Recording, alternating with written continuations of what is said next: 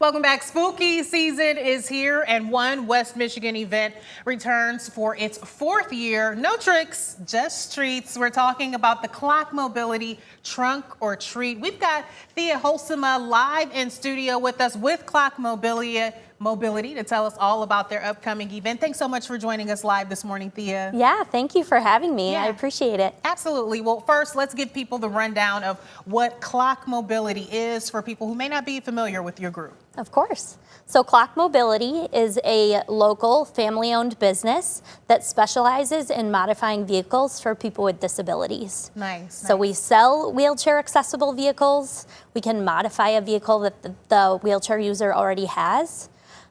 We service those vehicles, and then we also rent wheelchair accessible vehicles for a more temporary solution. Wow, such an important service. I'd love to hear more about you and how you got involved with Clock Mobility. Of course. So in 2016, I was substitute teaching, and once summer came out, I started looking for something to fill my time, and Clock Mobility had a receptionist position open. I started there, and I've kind of moved my way through the company. I currently handle rental as well as marketing, and Trunk or Treat became my baby about 4 years ago. Wow, very cool. Now, had you had any personal experience, anyone in your family needing these types of services before? No, and I was completely oblivious to the opportunities for people that have disabilities, but Clock Mobility opened my eyes to the need for such a service, and here you are spreading that message. I Yeah. love that, Thea. Well, tell us about your Trunk or Treat event. What can people expect with that? The biggest thing that sets us apart is our event is inside. Nice. Yes, so we have a lot of kids with special needs that have a hard time regulating their body temperature, and because of that, families need to find events that are hosted indoors. We have a large repair facility located at Clock Mobility, and we pack the cars in there as tightly as possible. Nice. And then the kids are able to stay warm and participate and have a great time. I love that. I want to talk more about that, but first, I love that you all are doing it on site at the facility where you are repairing and making these cars and then bringing in that same community that you serve for this fun event. Walk us through what the event will look like for people who maybe want to participate. How will it work? So as they get there, they will be greeted by one of our employees. They'll be given a bag, and then they'll be directed through our shop. We'll have donuts and cider on site for the families to enjoy. We will have a photo booth for the families to get a family photo taken. And then we have just a one-way track all the way through. We partner with over 20 local West Michigan organizations that work with the special needs community to make this event happen. So not only is it an amazing trunk or treating opportunity for the kids, because we provide both a non-food and food item for those kids who can't eat. There's sensory toys at every trunk. And because of that, the kids are having a great time, and then the parents can utilize the opportunity to glean resources. We have different Kent County organizations that provide resources and services for the special needs community.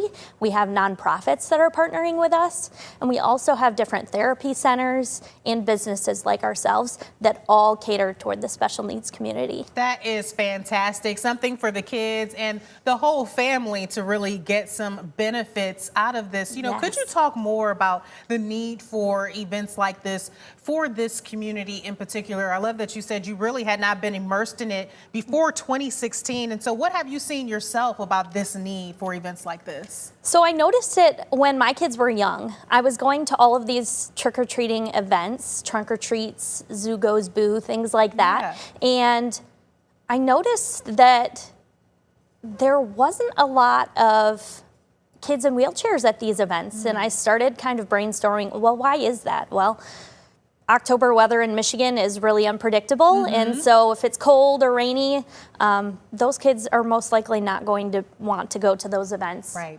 If there's only candy, kids who are tube fed cannot participate.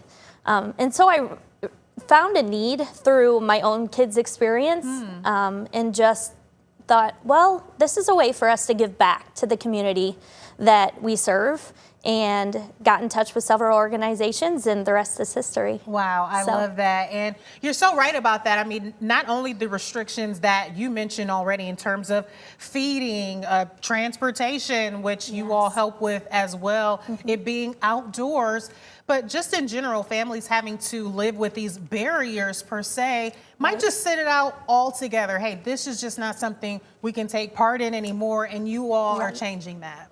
We're doing our best. And Yeah. thank goodness for our community partners. We've continued to grow this event every year.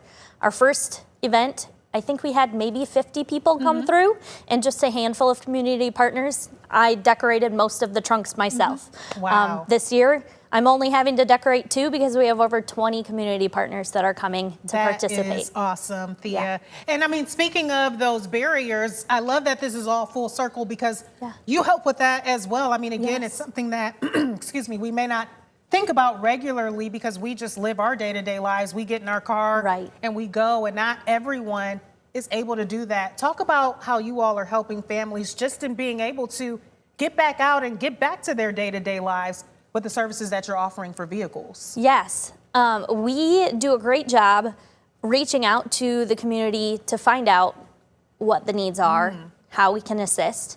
And when you have somebody who maybe has lost mobility, the thing that they want most is to gain their independence back.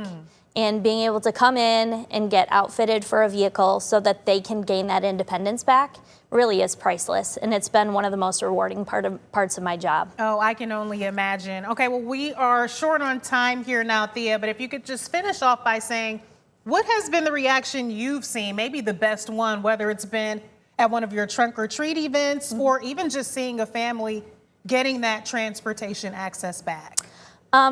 The trunk or treat really has been the cherry on top for me. Watching these kids come and get to experience a trunk or treat event where they are included. Yes.